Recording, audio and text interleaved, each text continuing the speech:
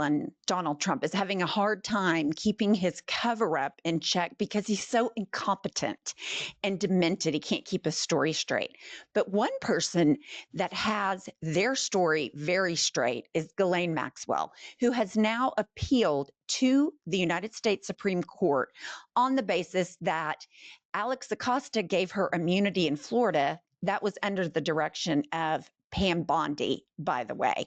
So now the Supreme Court is going to hear this case of Ghislaine Maxwell. Now, let's not forget who Ghislaine Maxwell is. She is a convicted pedophile and accomplice. And let's hear from Virginia Roberts Gouffre, who is now deceased. Let's hear what she has to say about Ghislaine Maxwell. She is a monster. She's worse than Epstein.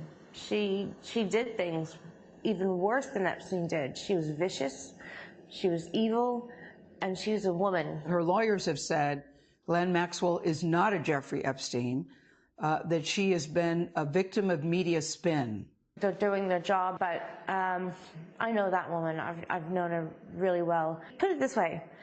Epstein was Pinocchio, and she was Geppetto. She was the guy controlling the strings. Jeffrey.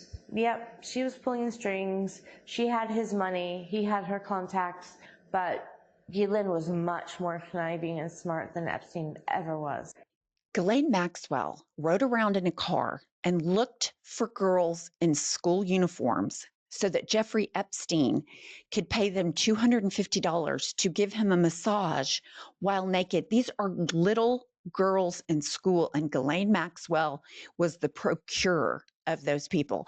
And despite the fact that Donald Trump calls everyone a nasty woman, liberal scum, all these horrible names, he's done nothing but wish her well. So that tells you all you need to know about their relationship. And it also tells you Donald Trump has given Ghislaine Maxwell a free pass to go in and say, this is a hoax, because he's saying it's a hoax, because he knows what he did. He knows how deep in the Epstein files he is. And so here's what he had to say in front of other world leaders. Mr. President, you have said that you have not been briefed on the Epstein files, or your name has not appeared in the Epstein files. But doesn't the AG have to tell you if your name is... Well, I haven't been overly interested in it. You know, it's a hoax that's been built up way beyond proportion. I can say this, those files were run by the worst scum on earth. They were run by Comey, they were run by Garland, they were run by Biden and all of the people that actually ran the government, including the auto pen. Those files were run for 4 years by those people. If they had anything, I assume they would have released it. The whole thing is a hoax. They ran the files. I was running against somebody that ran the files. Okay, so I have a few questions. There's a lot to unpack there. Epstein's a hoax, or Epstein's real and the Democrats put his name in it? And I just want to, he says these are the worst scum of the earth. But Ghislaine Maxwell, he wishes her well. She's a convicted pedophile. And he goes on, and I haven't been overly interested in the Epstein files. Motherfucker, that's all that has been talked about for 4 weeks. All you try to do is shut down the conversation. As incompetent and not very smart as you are, you're reptile when it comes to staying ahead and staying alive and pivoting, and you can't pivot from this. So nobody believes that you haven't looked into it. We have reports Pam Bondi told you in May, but now you go, it's a hoax, it's not real, my name's in there, my name's not in there. So which is it, Donald? This is the most incompetent cover-up. This guy is a convicted felon. He has been a fraudster all his life. $500 million judgment for fraud in the Trump war, tax evasion, Trump University, Trump steaks, Trump vodka. He's grifting on crypto. He's the biggest grifter, fraudster of all time. How this could be such an incompetent cover-up is mind-blowing. Part of it, I think, is he's losing it or has lost it. But even MAGA is noticing that he continues to lie and gaslight the public.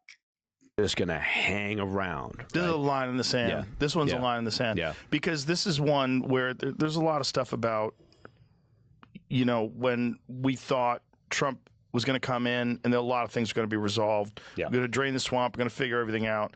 And when you have this one hardcore line in the sand that everybody been talking about forever, and then they're trying to gaslight you on that. They try to gaslight you on that. Finally, Joe Rogan sees this is gaslighting. Some of the other people, like Charlie Kirk, Trump called him personally and said, quit talking about Epstein. That's why I find it so hard to believe he hasn't looked into it that much, because he's calling right-wing media influencers.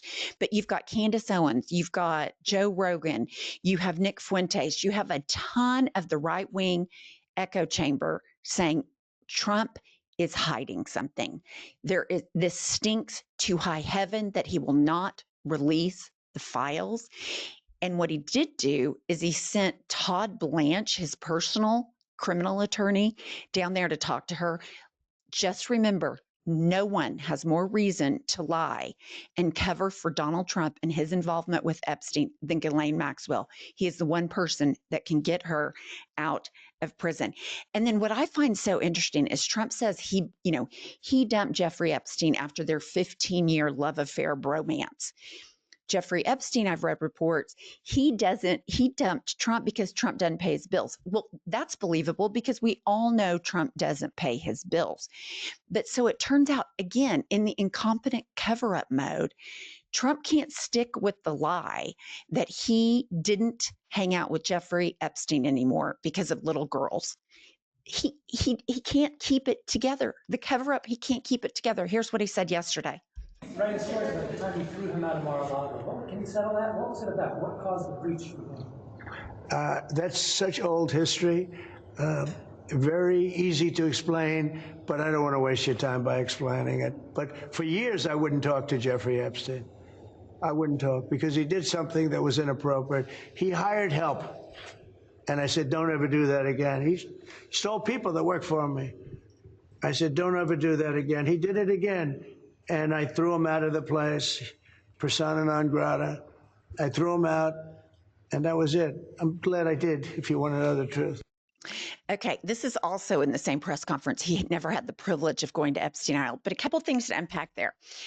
I threw him out for inappropriate behavior. That's a fucking layup, Trump, because he was around girls that I viewed to be too young. But here's the deal. That's not why he threw him out. That's not why he broke up with them and kicked him out of Mar-a-Lago. It's because he hired employees away from Trump's country club. And here's the deal. Virginia Giuffre, who we just saw, she worked in Mar-a-Lago when Ghislaine Maxwell took her to see Jeffrey Epstein. That's where she came from, Mar-a-Lago. But I've also found something interesting. He says inappropriate behavior is that the inappropriate behavior was stealing his employees. You do not own other people. There's no slavery in this country. And he continues to say shit like this because in his mind, he owns everyone. He makes the decisions for everyone because he can't think outside of himself. But here's the thing. I cannot believe somebody who is this experienced as a criminal cannot do a better cover-up. And let's hear from Jeffrey Epstein's brother, Mark, about what Jeffrey Epstein told him about Trump. Well, in the 2016 election, we were talking about the election, and Jeffrey told me that if he said what he knew about the candidates, they would have to cancel the election. That's a quote. That's exactly what he told me. He said, if I said what I knew about the candidates, they'd have to cancel the election. He didn't tell me what he knew, but that's what he said. Okay, number one, I do believe he told him what he knew. I think he told his brother. That's me, personally. But here's the deal. In 2016, Hillary Clinton and Donald Trump are running against each other. We know Hillary Clinton didn't go to Jeffrey Epstein Island. We know Bill did. So that's the rub on her. So the only thing that he could be talking about, because Hillary Clinton, no allegations that she partook in the Jeffrey Epstein scandal. He knew that Trump was in it up to his eyeballs. He told his brother that. The only people that are buying this bullshit out of Trump are these crazy triple Trumpers that are now running around in Free Ghislaine t-shirts, the Pizzagate people that thought there was a pedophile ring run out of a pizza place are now the people that are pro Ghislaine Maxwell, who is a convicted pedophile. Donald Trump knows he was in it up to his eyeballs. Jeffrey Epstein's brother just told us that. This is the biggest, largest cover-up. Here's the thing. It's an incompetent cover-up, but just remember, Watergate happened because Republicans held Nixon to account. All these Republicans, Mike Johnson is closing down Congress to cover for Trump because these people are immoral, they're unethical, they are cruel, and they're full of hate and addicted to power. And Donald Trump is absolutely despicable. He's appalling. All of that's true before and after, but I just want to leave you with the most incompetent cover-up from Pam Bondi, Alex Acosta, Donald Trump, Kash Patel, all of them. This is criminal behavior, and we're getting ready to see what the Supreme Court does about it. Please like this video and subscribe to our channel.